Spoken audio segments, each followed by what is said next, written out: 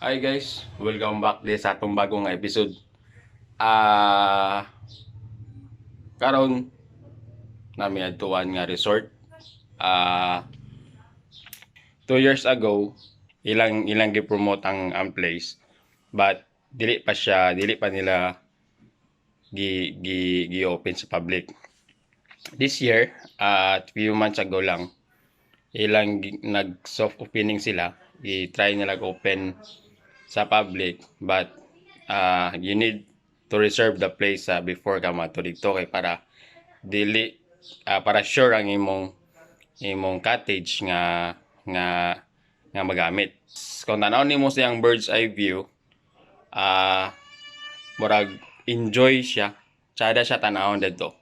So I think malingaw ta dito kay mga 7, it's 6:55, so mga 7:10 or 7:15 mulakaw na mi around 30 to 45 minutes nga ang travel gikan Cagayan to Lagindingan. So depende sa imong dagan, so kami hinay lang tingali kay wala sa mga dali. So tara, ubanda atong tanawon ang Sicolon Cove Resort og unta malingaw ta.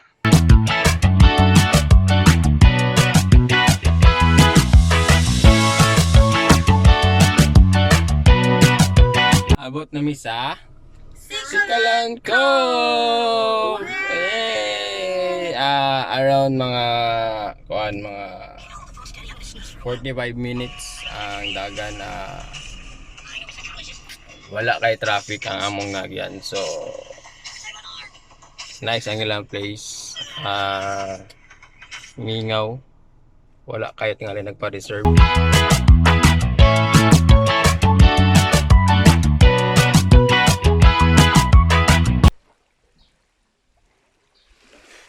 So nara ang ilang place. Ang ilang place kay nice ang ilang place bay. Ingaw siya. I think dili bigay ana kadagan ang tao sa place kay parang it's kan magod based on reservation ang ilang cottage kay dili nila ginagawa ang walk-in. So dapat magpa-reserve ka daan before sa imong event. So ang kaning cottage nga nasa mong likod mao na siya ang worth of 5,000 nga nga cottage. Ang kato din dito dapit nga area dito mo tong mga 2,500 mga cottage. So far kung sa imong 2,500 ay sa imong 5,000 nga cottage, I think malingaw na ka okay. Namo ko siya sa na siya sa nasa gid siya sa tubig imong cottage. So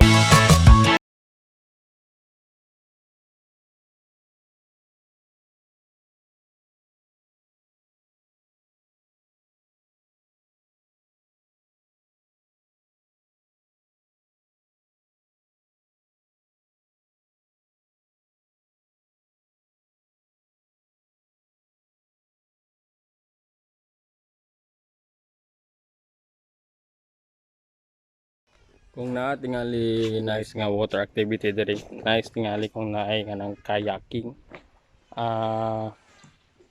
Kaya tungod sa no. Awan kayo. Nice tingali kung naay kayaking ang mga boat nga mga activities. Ang Sicolon sa day, ang kaning Lagindingan kay isa ni siya sa kanang anang ginadayo sa mga whale shark. Before pila naka instances diri nga dagan kay kita nga mga whale shark nga. So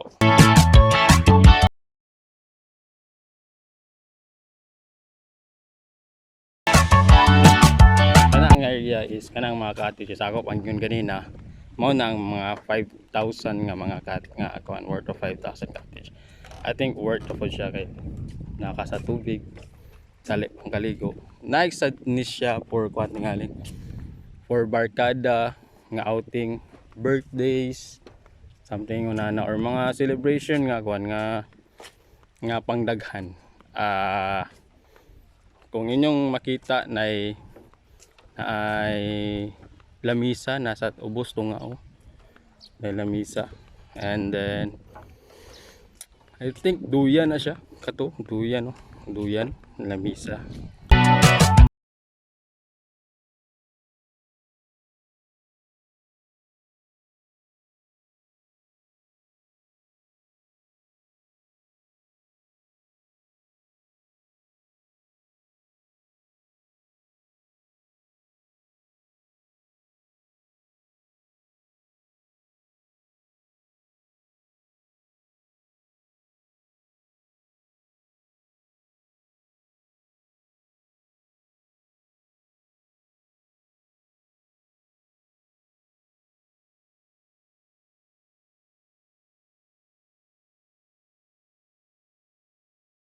Kung naa mo sa cottage, kung pareha na nga cottage, ah dako siya nga cottage siya do, do. Nice. And isa sa unique ito ani series sa ila kay kani siya kaniyo kaniyo tanawa ganiyo chedeng kaniyo kani ilang lamisa nga pidi ka mulingkod din dire maganana ka dire imong tilanaw anak ko kumutaob so at least imong tilanaw so pidi chillax. Every cottage nila na ay hagdanan para gusto maligo para sa tungod so nara sila shower so diretso banwas after sa kuan ligo nimo sa dagat banwas na yun so nice.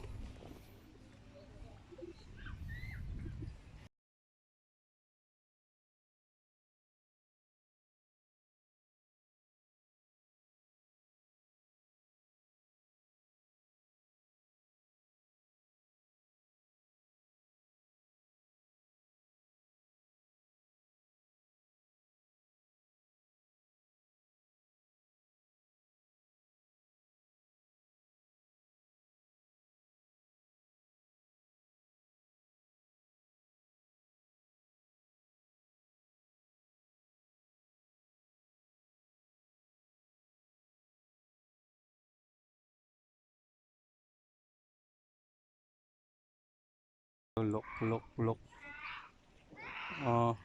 so no wonder kung naay makita nga mga whale shark din dire sa Lagindingan tungod kay kung tanaw ni mga ilang tubig hinlo kay makita nga sagbot or mga plastic nga galutaw so tala shout out dito dia sa mga Obsinis family salamat sa pag-invite sa amo din I think kung makuan sila ma gud sila nga kuan nga beach resort dayuhon sila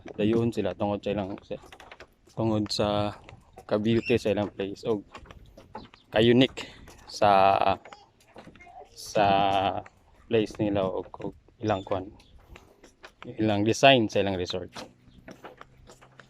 mura siya og kuan sa gingon daw nila Maldives na day Maldives diri sa Lagindingan. I think wala pa man sila nag grand opening soft opening pa sila mga I think kung ma-remember mga June sila na yung mga pipila ka mga tao nga nagkuhan din nagbisita na din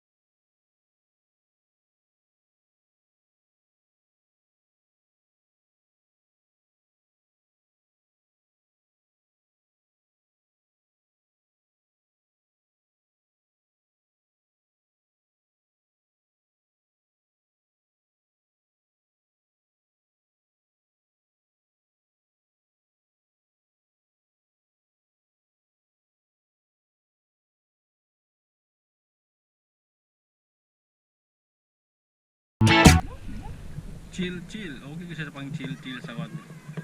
Yes, Ella. Hi. Woo! Ding ding ding ding ding ding ding ding ding. Say hi. Hi. Ding ding ding ding.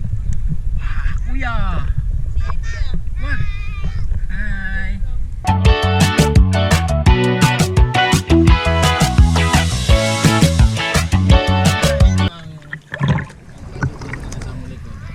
I think ang bilang cottage kay dili siya nakadagan. That's why before mo money din ilang advice na you need to call first for reservation kay para dili matawa-tawa pa kami dili. 2 days before tingali sa before mo money din dapat mag-reserve mo kay ang ilang cottage pila lang kabo 1, 2, 4, 5, 6, 7 lang cottages sa area. Pero ang morning katong tag 5,000 nilang 5,000 nilang cottages. Katong dito katong lapit sa front side nila nga mga cottages. Nasa 2,500. Entrance fee, like cottage, pwede magdala food, pwede I think pwede sad makasugba-sugba sa katong wala na ko dito na pwede magsugba-sugba sa then parking area nako sad CR nasad tapos nasa sila restaurant sa dito nga area. So pwede ra order kay nalo.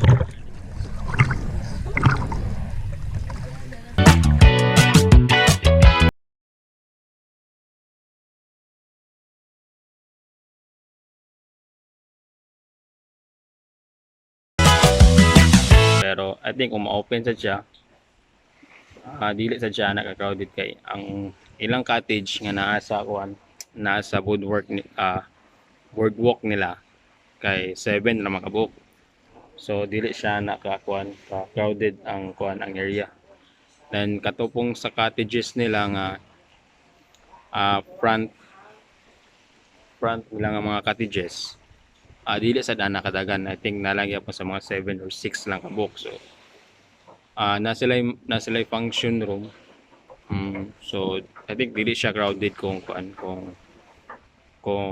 i-open nila nga diri kay tungod gamay lang cottages and at the same time for reservation gyud siya dapat before money din magpa-reserve kita.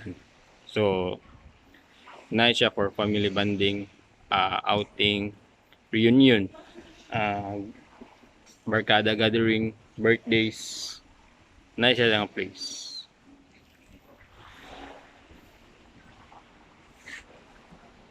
Okay, maora to ang Sicolon Cove. So, bye-bye! Bye-bye! See you next time sa sunod nga episode dire sa atong channel sa Ding ang Bato. Kung inyong gipangita si Bato, tuwa na sa Senado. Bye-bye!